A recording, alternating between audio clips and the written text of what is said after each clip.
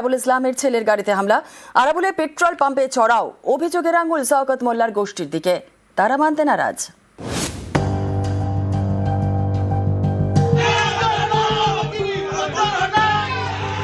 কখনো গাড়িতে হামলা, কখনো পেট্রোল পাম্পে চড়াও,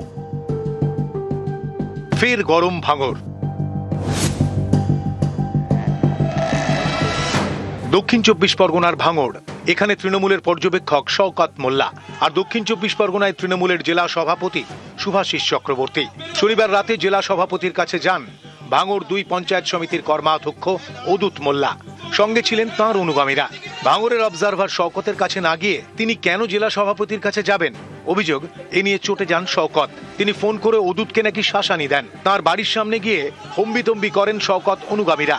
এরপর রাত পেরিয়ে সকাল। রবিবার সকালে কাঁঠালিয়ায় অদূতের বাড়ি যান আরাবুল ইসলামের ছেলে হাকিমুল এবং তৃণমূল নেতা প্রদীপ মণ্ডল। অভিযোগ, তখন হাকিমুলের গাড়িতে হামলা চালানো হয়। অভিযোগের আঙুল শওকত অনুগামীদের দিকে।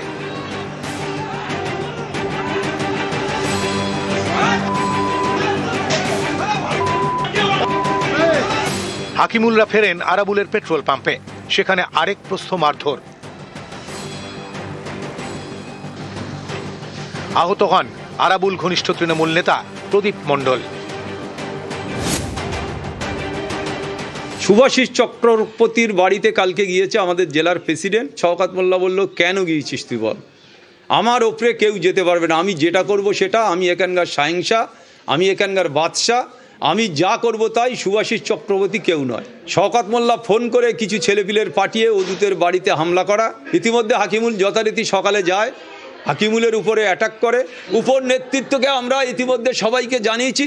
ভাঙড় তৃণমূল কংগ্রেস ঐক্যবদ্ধ, ভাঙড় তৃণমূল কংগ্রেস আগামী দিনে জিতবে। কোনো গোষ্ঠীদ্বন্দ্ব নেই, দলের কর্মীরা সব ঠিক আছে, কোনো গোষ্ঠীদ্বন্দ্ব বলে কিছু নেই। আপনার অনুগামীদের বিরুদ্ধে হামলার অভিযোগ, সেটা নিয়ে কি বললেন? না, মিথ্যা কথা বলে অনেক।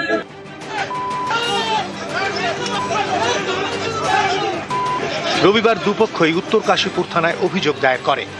ভাঙড় থেকে কল্যাণ মণ্ডল, নিউজ 18 বাংলা।